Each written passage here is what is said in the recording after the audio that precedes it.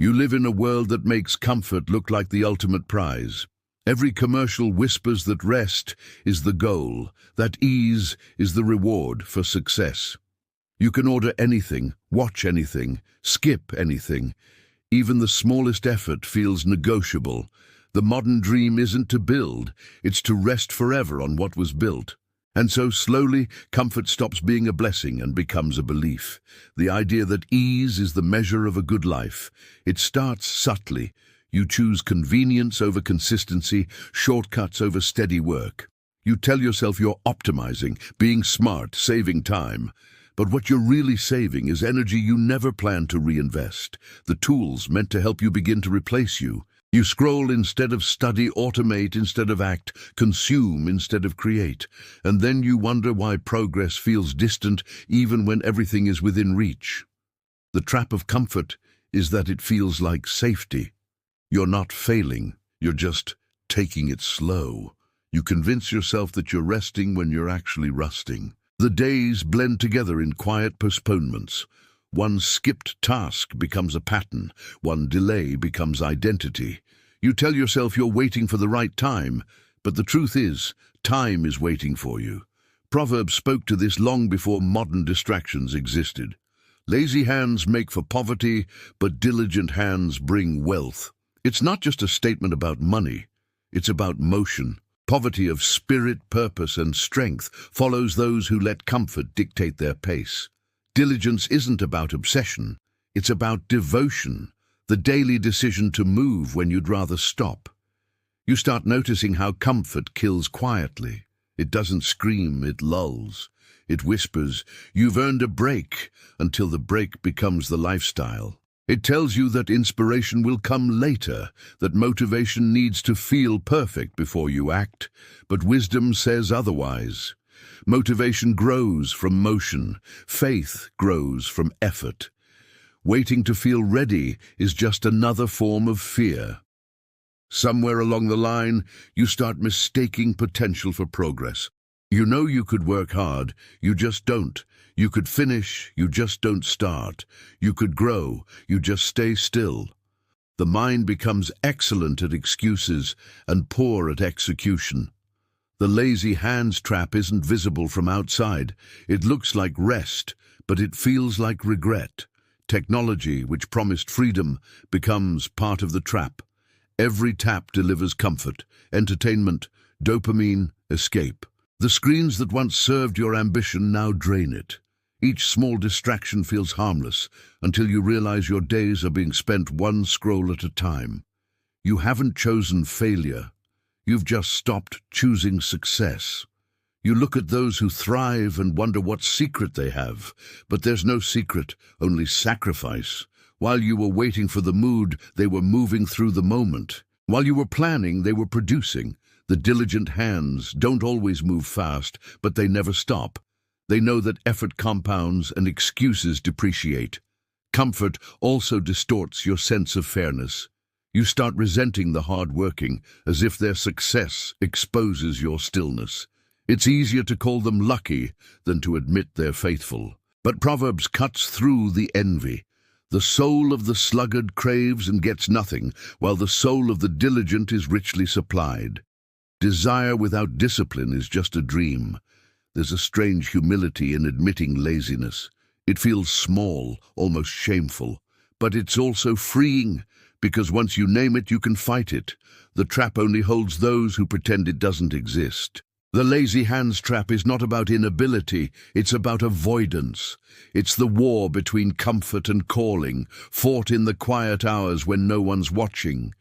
You begin to see that every easy decision costs you something. The comfort you cling to today becomes the weight you carry tomorrow. Ease offers rest but steals resilience. You don't need to hate rest, you just need to earn it. Rest without work is indulgence. Rest after work is restoration. That's the difference between stagnation and strength. And somewhere inside, a small hunger awakens, the desire to move again, to work not for applause, but for purpose. To sweat not for survival, but for significance. You remember what it felt like to push, to build, to grow. You realize that hard work isn't punishment, it's participation in creation itself, and that realization is where freedom begins. Diligence doesn't shout, it doesn't post or brag or trend. It's quiet, almost invisible at first. You wake up, you show up, you do the work again. Nothing dramatic happens, no applause, no viral moment, just effort, steady, repeated, faithful. But over time, that consistency becomes power. While comfort fades, diligence compounds. What you plant in patience, you harvest in permanence. Proverbs describes diligence not as talent, but as temperament. It says, "The hand of the diligent will rule, while the slothful will be put to forced labor." It's not about superiority, it's about stewardship. Diligence gives direction to energy. Laziness wastes it on worry. When you choose discipline, you take control of your destiny instead of outsourcing it to convenience. You begin to see that diligence is a form of faith. It believes in unseen outcomes. It works in silence, trusting that the seed will grow even when the soil looks still. Every small task done well becomes a whisper of worship, an offering to excellence. Proverbs doesn't glorify exhaustion, it glorifies endurance. The wise don't rush, they remain. Hard work, in a noisy world, is almost rebellious. Everyone wants shortcuts, hacks, and passive income streams, but nothing meaningful is passive. Diligence is the long obedience in the same direction. It's the refusal to trade persistence for instant gratification. It's the understanding that what comes easy rarely lasts, and what lasts rarely comes easy. You start noticing the difference between busy people and diligent people. Busy people chase motion. Diligent people pursue meaning. Busyness burns time. Diligence builds something with it. Busyness is full of noise. Diligence hums with quiet purpose. The lazy hands crave results. The diligent ones create them. When you practice diligence, you start trusting time again. You stop demanding overnight success because you know that slow progress is still progress. You understand that the gap between planting and harvest isn't failure, it's formation. Diligence doesn't fear waiting because it knows that waiting is work too. Every act of diligence rewires you. It trains your attention, sharpens your patience, and strengthens your will. It doesn't just produce outcomes, it produces character. And that character becomes your compass when everything else around you changes. The diligent don't depend on luck, they depend on habits built in hidden hours. You start to realize that diligence isn't just about work ethic, it's about integrity. It's doing the right thing, even when no one's watching, even when no one rewards you. The lazy hands ask, "What's the least I can do?"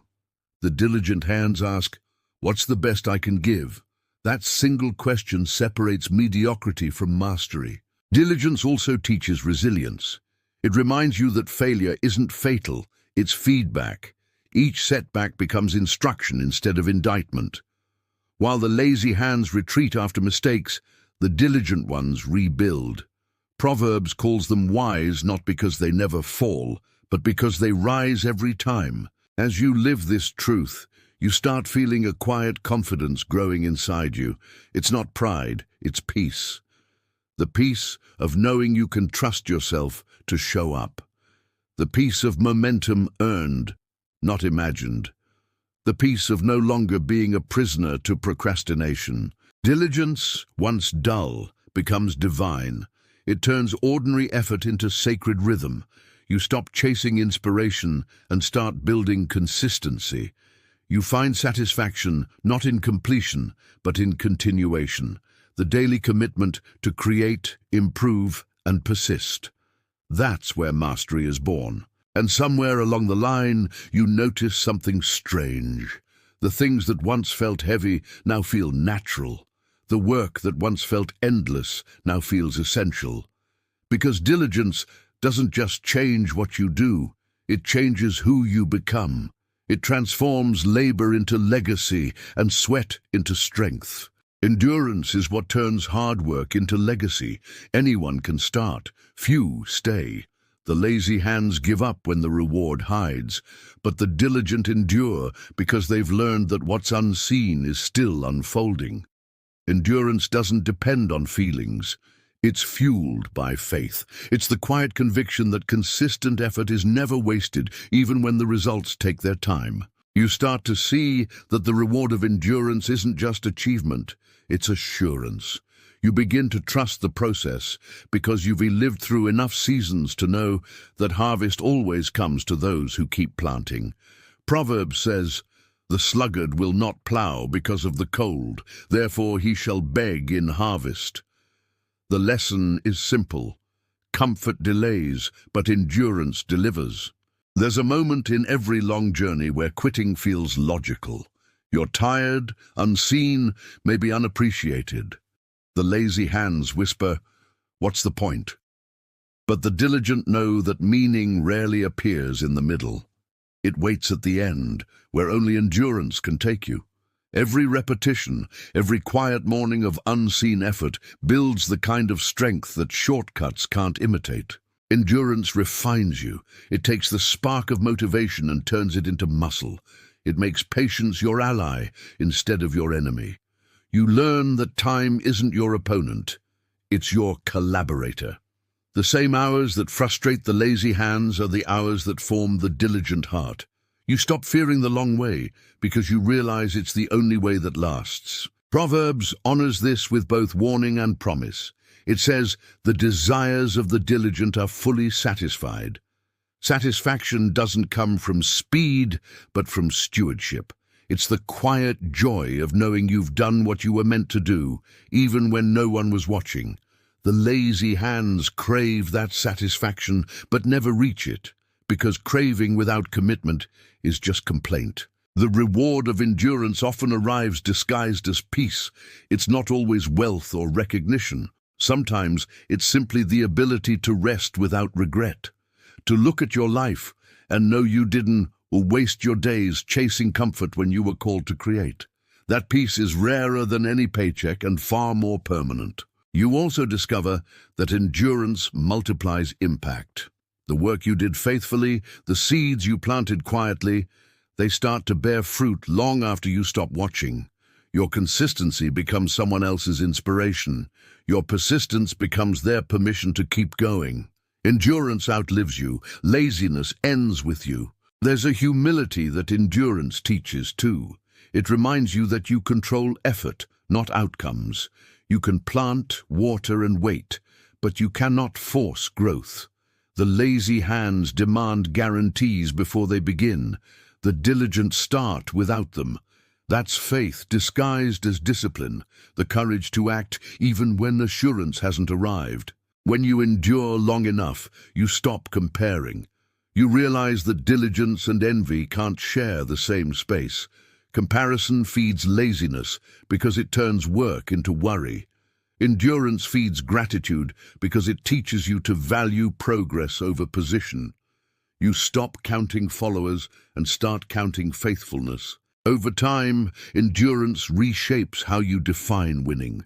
It's no longer about being first, but about finishing well. It's not about applause, but about alignment. You find joy in the process because the process has made you whole. The lazy hands seek the crown, the diligent hands find contentment in the climb. And one day, you look back and realize the journey itself was the reward. Every obstacle trained you, every delay disciplined you, every repetition refined you. The lazy hands trap was never about weakness, it was about worth.